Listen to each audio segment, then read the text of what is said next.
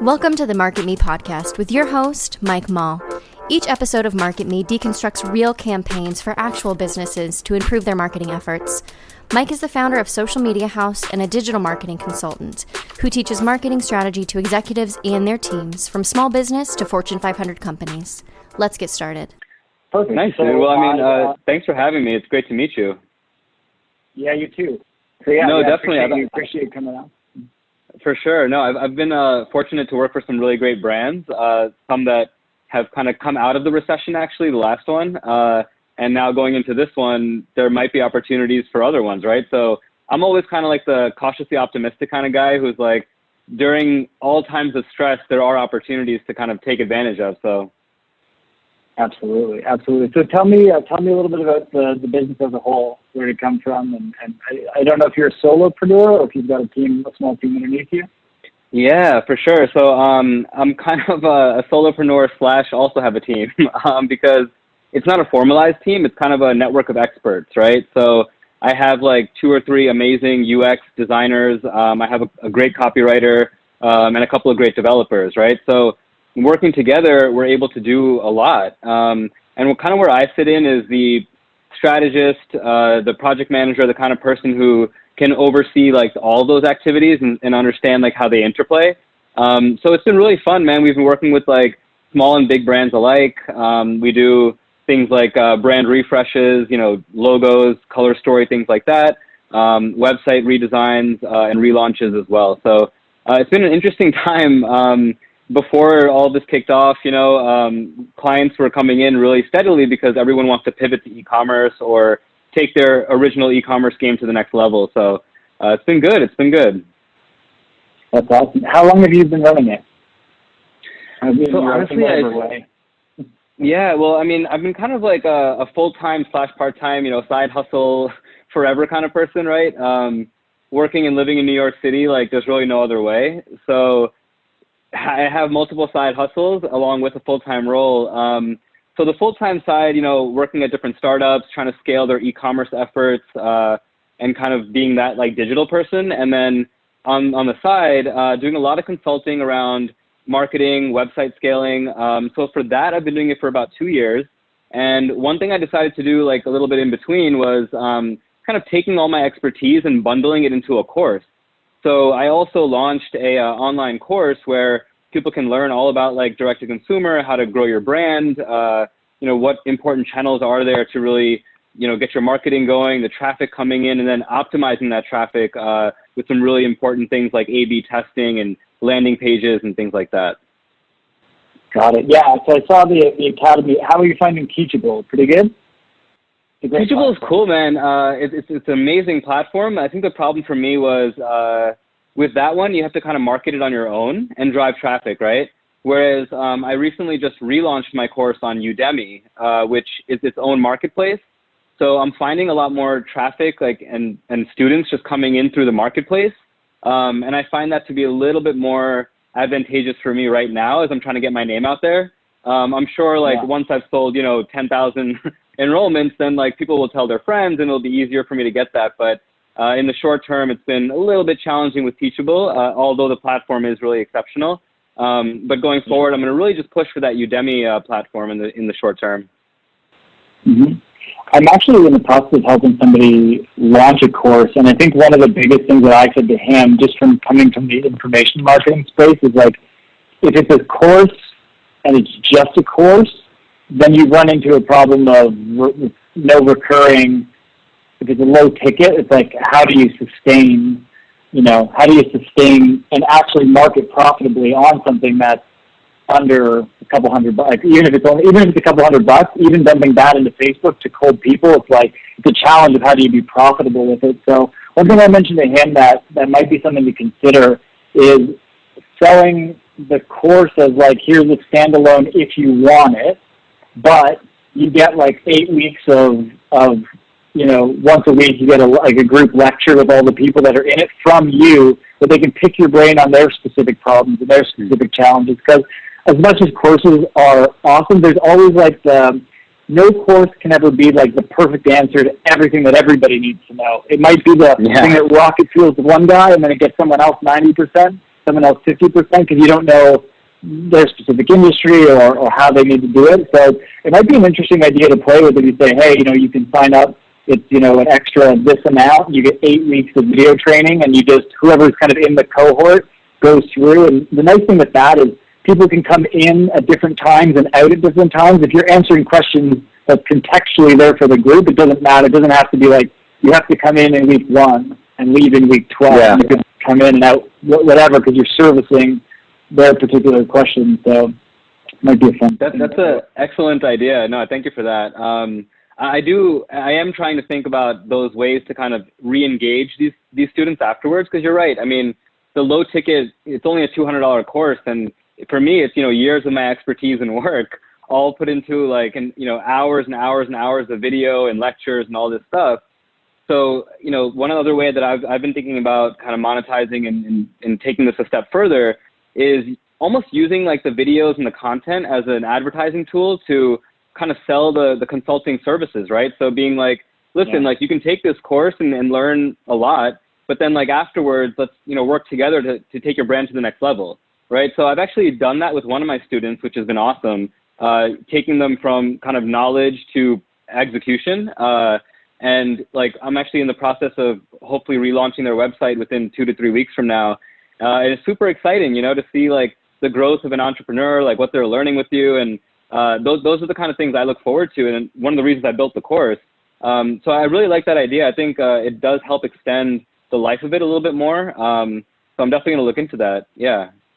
Yeah. And I think, his pushback, because I get the sense from you that you're like he and I, we both struggled with the idea of even developing and putting out a course, because there's so many courses that are like, we've made 80 hours of the content. You're like, what am I going to learn 80 hours? What am I going to do with that? And it's really just people wanting to hear their own voice. And it's like, and he said, well, how do I say that this is a standalone product, or you can get extra coaching and that be an honest upsell? And I said, look, I think about it like this.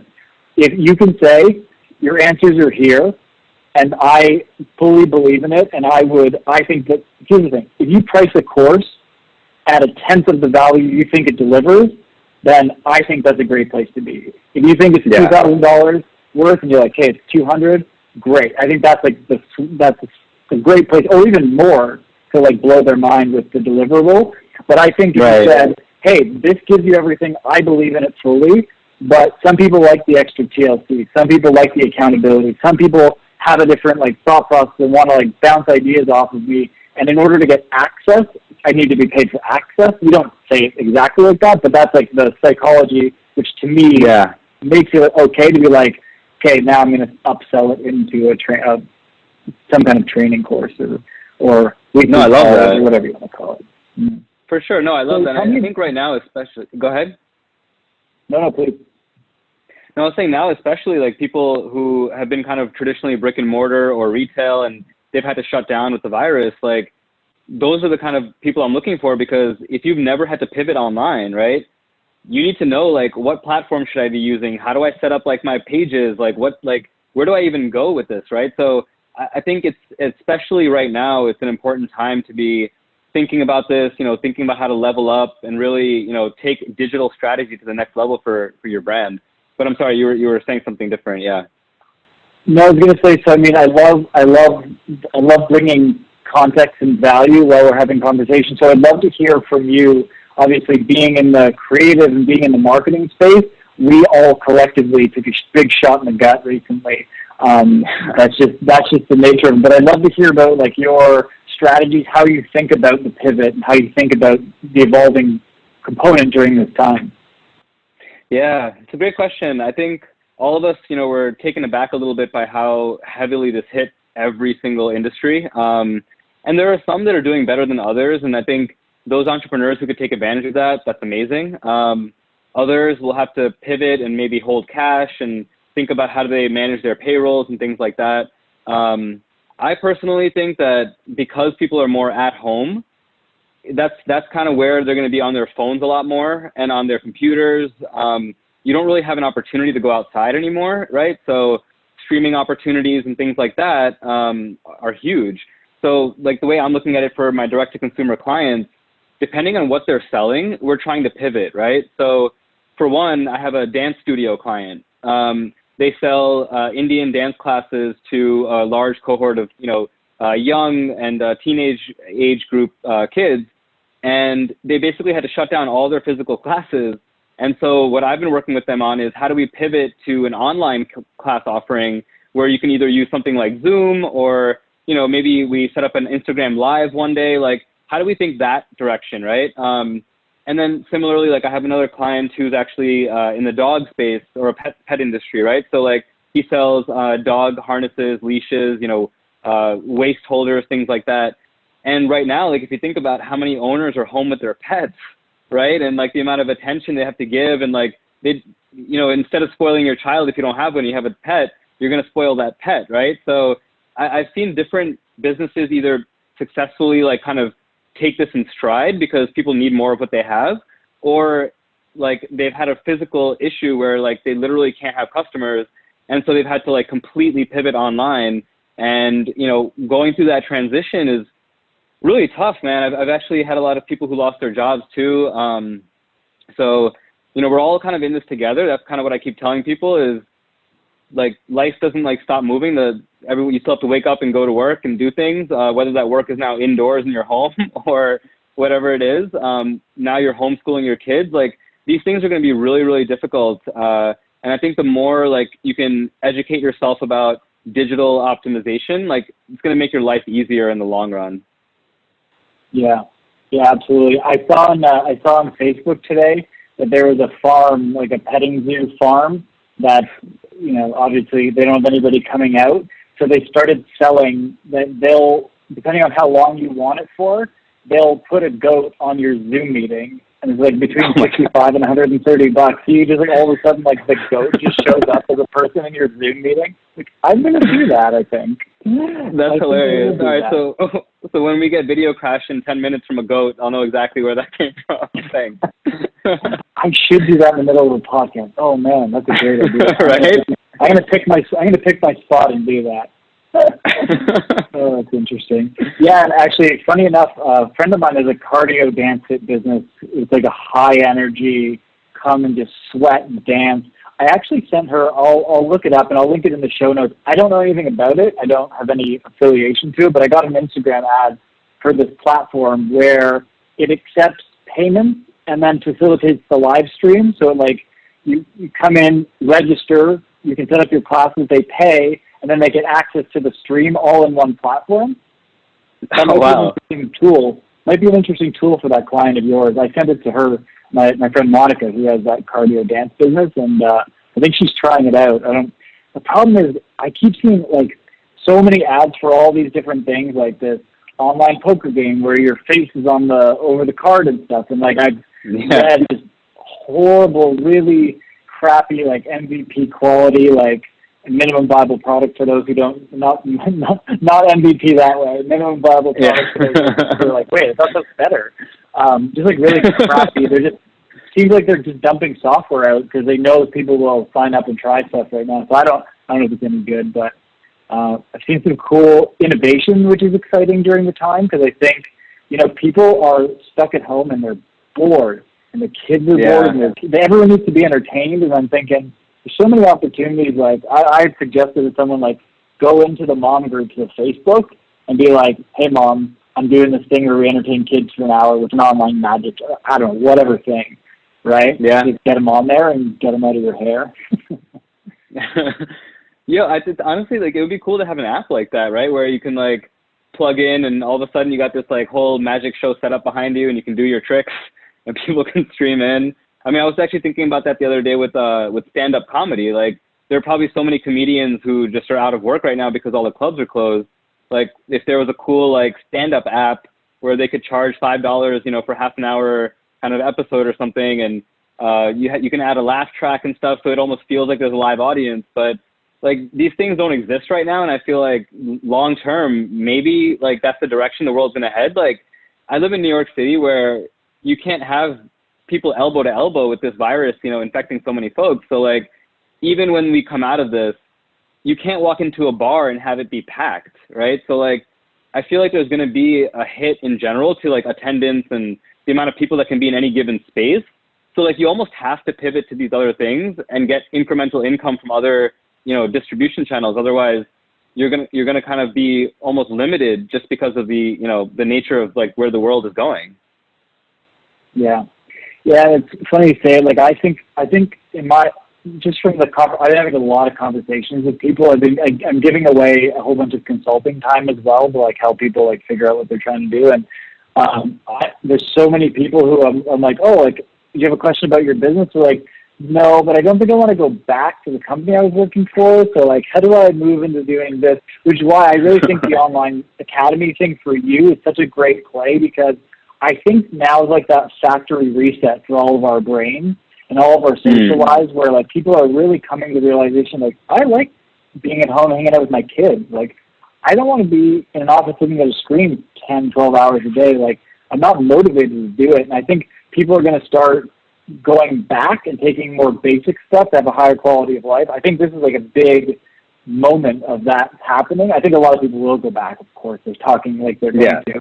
Just like everyone was going to move to Canada when Trump got elected, right? And then nobody came. But I think there is a percentage of people. I think there is a percentage of people that will probably dive into something, take a pay cut, but take the happiness bump. That'll be interesting. Yeah, I think a lot of companies realize that working from home is possible, and that it's really not that hard for folks to like log in, get their work done, work collaboratively. Like, I love tools like Slack, even Gmail for what it's worth. Like, these are effective tools. Zoom, like we're on, like it's easy to keep in touch with people. You can do screen shares. I don't know. I think like the world is going to be definitely in a different position going forward, like you said. And I think people enjoy this time that they can be with like their friends and family, or at least their family, at home. Yeah. So do you run the majority of your clients? Is it generally a remote engagement, or is a lot of people local at the start for you? How does that work with your business? Yeah, it's honestly been a good mix. So like when I go through referrals, if it's local, I'm able to meet the client and, we're able to interface one-on-one. But a lot of the time it's remote, and I find that to be just as effective. So like, for example, I had a client actually who was in Australia while I'm in New York, and like we would just coordinate timings that would work for both of us, right? So it's either early morning for me or late night for him, but we always make something work. And more recently, a lot of remote, just because like the opportunities, especially in New York, like you might think there's a lot, but there's also a lot of competition here, right? So what I've started to do is also look around, Chicago, California, Texas. There's kind of different hotspots all around where people really need help. And there are a lot of innovative entrepreneurial minds out there that like, they come up with some amazing products and services, but then they don't necessarily understand like, well, what do I do next? How do I optimize a website? Like, what does that even mean, right? And like, that's where I love coming in and saying, well, this is how you do it step by step, and this is how we'll get you there, right? And doing that remotely versus in person, it's kind of the same thing. For me, at least, for the work I do, at least. So it's been really, luckily, a good pivot for me going kind of solopreneur. Really easy to meet with people online. Yeah. And so how do you organize your kind of technology end to end? So like obviously Zoom and Gmail and Slack, but how do you what tools have you found the most effective for running remote? Because I know it's a hot topic of like, how's everyone doing this? I've been remote for 7 years, but I'd love to hear about your process and how you utilize that stuff. Yeah, definitely. So, I mean, I love doing like kickoff calls, getting on with the client, doing a video conference, getting to know them. I think really hearing like the brand story from an entrepreneur and the founder, like it just goes a whole another direction than just seeing what they put on their website. From there, like honestly, I've really just fallen in love with a lot of project management tools like, Basecamp, Trello. So I manage my own list of stuff in Trello, and then kind of migrate everything to Basecamp, where a lot of like the work, actually the projects get laid out. And then from there, actually executing, one of my favorite programs is InVision. So for those who are not aware, InVision is an amazing prototyping tool where you can actually just freehand wireframe things, or you can drop in mock-ups and wire them up to be able to click through actually. So those are some of the most effective things I've seen. Using InVision, for example, I had a brand recently who needed an entire website built from scratch. And so we started with a grayscale wireframe process, and putting that into InVision, like, it immediately brought it to life, even though it was in grayscale with no images and no color. You like right away knew like, oh, I can click here, I can go there. Like all of a sudden this is step one, right? Like, so those are the kind of things we bring things to life that way. And then taking it to the mock-up stage. What's really great about it too is you can comment right in InVision, right? So you can actually just mark up a whole document. You can have everyone in there, the copywriter, the developer, if necessary, obviously the brand stakeholders and such. And so that becomes a great collaborative process. And then you can hop on a call, talk through all the commentary, figure out, okay, next round, this is what we're going to deliver, and then go from there. So I think it's been an effective process to have like those weekly, bi-weekly check-ins, and, taking people through like live prototyping and actual mock-ups. Like, people get really excited about that stuff. And I think the more you can bring visuals into play, that goes a long way. Yeah, I know, I've been in this space. I noticed that more people than you think suck at the internet. And so the more visual you can make it, the more like blatantly like, this is exactly what this thing is going to look like. People have a hard time envisioning it on like any kind of documentation or, anything like that. So I agree. It's really funny how you can't just imagine it was this. No. There's a visual right there. No, the best is when you're trying to. Go ahead. When you're trying to showcase to somebody, and like the first thing you start with is always, keep in mind this is a placeholder copy, placeholder images, and then like as you start to go through it, like the first thing they say is like, oh, the copy's wrong, and you're like, right, I like literally just said it was placeholder. We don't think you write in Latin, like it's okay, we'll change it. So it does have its good and bad sides. Have you seen that Facebook ad? I think it's for like a development company or a invoice project manager. I can't remember what it was, but anyway, it's this guy and he's wearing a suit, and the guy, he goes, look, I know we just launched the website, but I had a dream, like a vision last night, and basically like his vision was like blowing up every single thing that had happened. You're like, but we can change that, right? Like a couple hours? I've had that That's awesome. a couple times, so pretty funny. Yeah. I think it's for like a project management software or something anyway. One thing that I've discovered recently, I haven't fully integrated it, but I'm really optimistic about it, and I think you'd get a kick out of it as well. Have you heard of HoneyBook? Yeah, I have. I haven't actually installed it, but yeah, tell me more. So I have an operations person full-time who is leaving me to take on her dream job, which is amazing. But she was the one that was like, she would get the proposals ready, and then they would go out, and then they would get approved, and we would have an agreement to sign. And then that would go out on like a signing thing, and then we would invoice them. And everything was segmented because it had to be. Anyway, I came across HoneyBook, and it does everything end to end. So it can sit as a form on your website, attached to like a flow, and it works as a CRM, but it also can it has like automated triggers. So like once the proposal is approved, then it shoots them over an agreement, which is pre-filled with all the information you already have. And then they can sign that, and then shoots to an invoice based on the payment terms that are in that agreement, based on the product. And so you can automate like a huge amount of stuff. Wow. So yeah, I've just started using it, but I'm hoping it's going to replace the 30% of her job that was doing that before. And it seems like it's got the capability to do so. Now the key is to get the trial and then just wait, because about 5 days into the retargeting sequence, they give you 50% off the first year promo code, and then you can lock that in. So wait for that Instagram ad. That's awesome. No, I love that. I did actually look into HoneyBook recently because my one of the UX experts I work with, that's what he uses for his clients. So he was telling me how it's like next level. I use PandaDoc, which is sufficient for like proposals and getting like e-signatures and things like that. But it doesn't take that like next level of like invoicing and automation, and like that sounds really cool. I got to check that out for sure. You're the second person that to recommend it. So Yeah, and their fees are the same as like Wave Accounting or QuickBooks or Stripe. It's 3%, not 2.9, so it's not that big of a difference. The only thing is, if you get a lot of EFT payments, it is a little bit of a high EFT transaction fee. Because Wave Accounting is my main one, and it's 1%. These guys are 1.5. It's a little bit higher, but I don't know how. Like, depends on how you get paid. I would rather let them use their credit card. Like, you get your points, I get my money in 48 hours. Let's do that. I'm a big proponent of that. No, that's awesome. I got to look into that.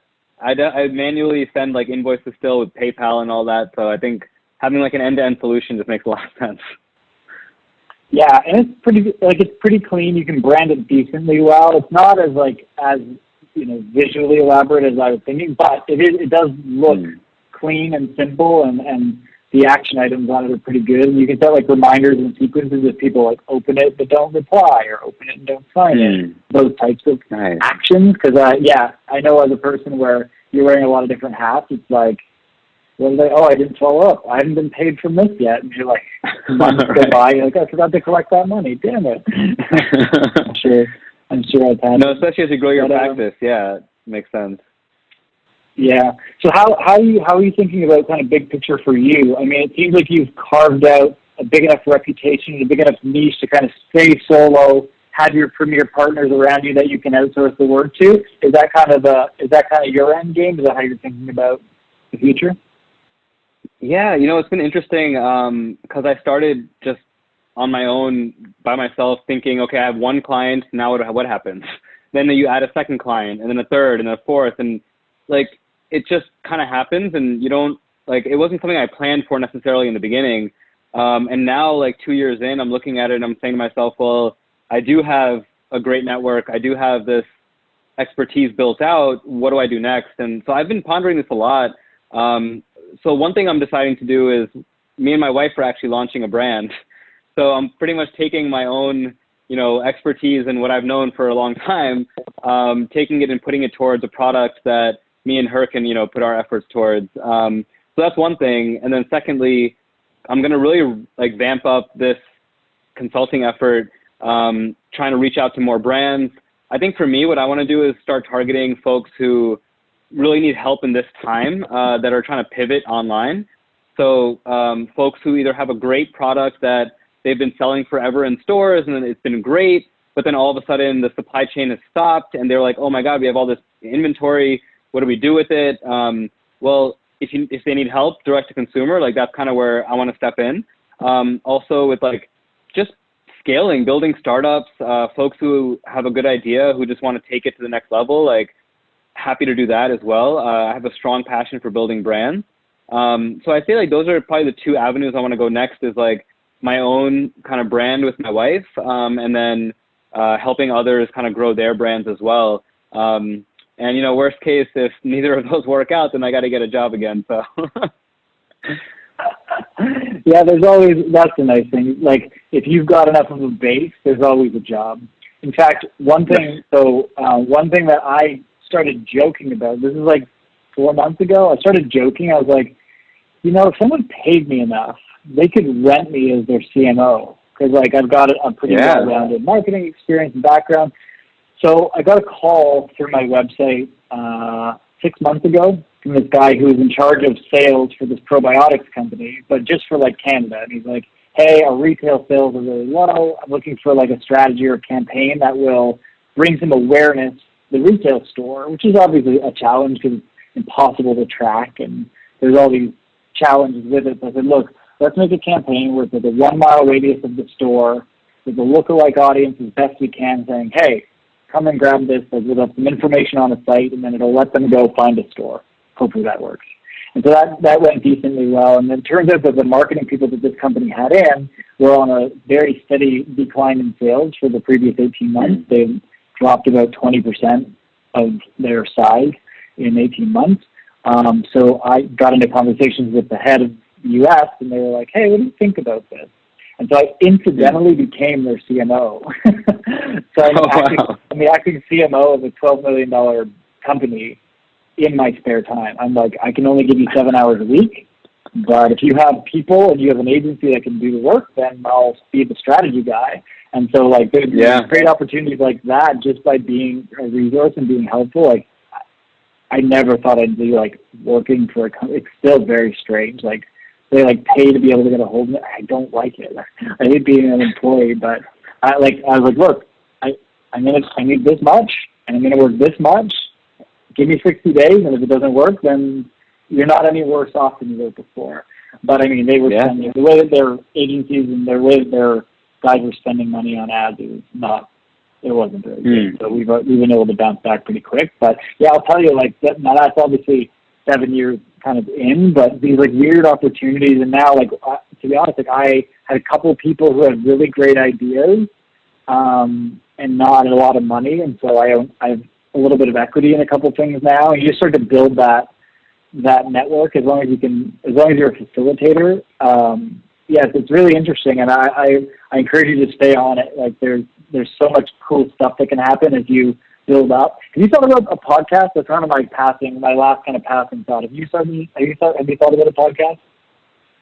Yeah, actually I have. And quickly to touch on what you were saying, I think that's an awesome idea. And, like, the way that you're doing that, I think that's honestly, like, where some, like, brands and people are going to go, right? Like, instead of hiring 7 C-level executives, like, I know an amazing operations guy, I know an amazing chief revenue officer, and I know, like I know these people, right? And if you could just even have 5 to 10 hours of their time per week, that's already, like, exponentially better than what you had without them. And so I think, like, if you had, like, this, like, amazing, like, if you could offer as a service, and this is something I've been thinking about a lot, is, like, e-commerce as a service. Like, you know, someone needs X, Y, and Z, they have an idea, you outsource it to this team of experts who then just goes and executes it. And basically, like, they give you a % of sales because, you know, it's your idea, your product, whatever. But then, like, if this expert team is working literally 7 to 10 hours a week each and able to scale a business for you, like, why not give them 60% of, like, you know what I mean? Like, whatever, right? So, like, that's kind of where my mind is starting to go, is, like, how does work evolve for that level of folks, right? Where you can just be an expert for multiple brands. And to your point, like, you're not working full time, but if you're working 7 to 10 hours a week for 4 different brands, then all of a sudden you are working full time. And, like, each one of those brands is getting ridiculous value because you're putting in, like, a lot of time and effort, you know, for each one. So, like, all that time that's wasted with, like, you know, office politics or, like, the water cooler talks and all that, like, while that's, like, fun and part of, like, you know, culture and life and whatever, it's not productive time, right? And so when you're paying somebody like $200,000 a year, $150,000 a year, like, you're not actually getting that time, right? And so instead, if you're actually utilizing an expert for 10 hours a week, you're getting great time. It's super productive and you're getting them at a good value. So I love that idea. I think, like, I hope the direction of more brands goes in that way, because that bodes well for people like you and for people like me, who, like, want to, like, work on multiple different projects and not want to be, like, you know, focused on just one thing constantly. So that's really cool. And then secondly, yes, I have thought about a podcast, and I'll be honest with you, Mike, you know, you're my actual first one. So nice. I hope, you know, this is going to be a kind of a stepping stone or a kind of a jump off for me to kind of take and encourage myself to continue doing that with other hosts and also kind of host my own. This has been, like, a lot of fun already just talking to you. Yeah, that's great, man. I appreciate the kind words. The thing I love about it is the network, right? Like, there's certain people that I end up on a podcast with, like on my podcast, that if I were to be like, hey, could I pick your brain? Could I buy you coffee? Could I buy you lunch? Could I do this? Could I do that? Like, probably never get a hold of any of them. But having the podcast to host, it was like, oh, yeah, I'll go get media, sure. And then, you know, you start building that relationship, and it's crazy. Like, you know, in episode 47, I'm like, right after we finish the call, we kind of, like, talk for 5 minutes, and it gets kind of a little bit more real, less, like, polished on camera. And like, yeah, well, you know, can you use any support with anything, or can I help with? And like, you know, I really need this. This would really help. And I'm like, oh, the guy on episode 36 has that. You should talk to him. So you just become a facilitator of connections, and it creates it creates business opportunities more than anything. And I love having the conversations. I'm also really bad at writing, so this is like my outlet instead of making a blog. But yeah, it's opened a lot of doors, and it's been a really good connection hub for me. So I think doing that, especially on the strategy and those pieces, when people can hear your ideas and they can hear your voice facilitating thoughts, it lets them be like, oh, he sounds like a smart guy. Because anybody can go to a website, and the website can be written by anybody. Anybody could have someone else write a blog for them. If you are having a conversation for 20 or 30 minutes, and you have no idea what you're talking about, that's exposed like that. And people, so I think there's a level of respect for guys that publish or come on to podcasts where, like, you have to know what you're talking about or you're going to get swallowed. And if you can stand up, then people are like, oh, this guy knows what he's doing. And so it actually builds credibility as well. It's kind of a triple header. So. No, I love that. You know what, Mike? Maybe when I launch mine, you're going to be one of my guests then. How about that? Absolutely, man. I would 100% do that. Awesome, man. Well, look, it's been an absolute pleasure. Really interesting to hear your story, and I'm glad that you are innovating and holding up during these crazy times. Where can people find you? You can go to my website, sachinbhargava.com, or you can email me at sachinkbargava@gmail.com, and happy to talk to any of your listeners. Awesome. And for those who didn't catch the spelling of that, I will link it in the show notes. Yeah, I was going to say, I'm sure that'll be linked somewhere, right? So I don't have to spell that out. Absolutely. No, you're all good, man. Thanks so much. Thank you. I appreciate the time, Mike. Take care, man. Stay safe. Bye. Bye.